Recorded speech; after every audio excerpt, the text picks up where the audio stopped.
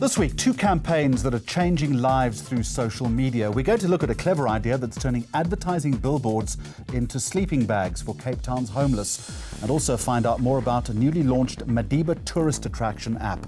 We're also going to investigate the concept of interactive radio.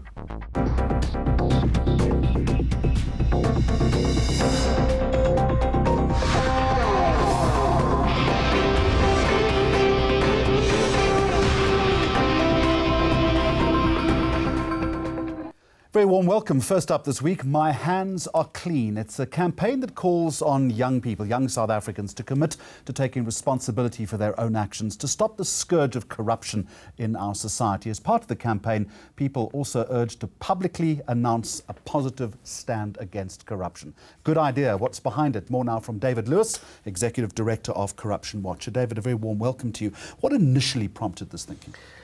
Well, we were prompted by searching for ways to communicate with the youth, both platforms and content. And our current slogan, if you like, is quite an aggressive report to corruption slogan. And though we'll maintain that, with the youth we wanted a more, I suppose, behaviour change oriented tagline or slogan.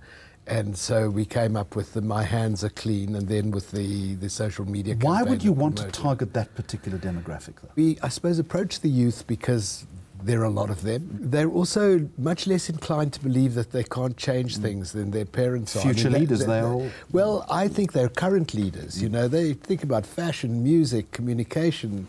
I don't see why they shouldn't be playing a leading role in it today. So we're very much approaching them as kind of leaders of today and saying, you know, demonstrate that your hands are clean. As part of the campaign, you've urged young South Africans to publicly announce a stand against corruption. That's a courageous thing to do in this society, isn't it? Yes, but the youth are courageous. Some would call it the arrogance of youth, others the indomitable spirit of youth. They believe that... We remember those days well, exactly, don't we? Yeah. Exactly. And I hope that others do also, because they're pretty aggrieved. They come across corruption in particular ways in their own lives quite heavily, and they believe that it could be different. So we want to encourage them to keep on believing that. You've encouraged them, but in what way is this a call to action? In other words, David Lewis, what difference do you believe that in the duration of this campaign you might have made? It's different from the kind of campaign where you click on a petition and the 300,000, 2 million. People actually had to do something. They had to put their hands up. They had to take a selfie. They had to nominate 2 other people to do it. So there is some action. There is some declaration. You know, we'll unfold it with a series of substantive parts of the campaign. We are going to do numerous activations. We have a lie detector, polygraph thing that we're going to ask people to take polygraphs, adults as well as youth. And, you know, we just have to think about very, very creative ways of communicating with people, and this is what we're searching to do. We're going to start our focus on schools and universities for the simple reason that there are institutions and localities and places where we can access them. Do you ever feel you're banging your head against a brick wall here? No, I really don't. You know, I mean, I'm very surprised to feel more positive about the possibility of getting somewhere on this 3 years into this project than I did at the beginning of it. And part of it is the kind of extraordinary responsiveness shown to a campaign like this. By young South Africans. Yeah. David Lewis, Executive Director at Corruption Watch, thank you very much for sharing the thinking with us. Now let's move from one good cause to another, shall we? Have you ever wondered what happens to advertising billboards when the campaign finally comes to an end?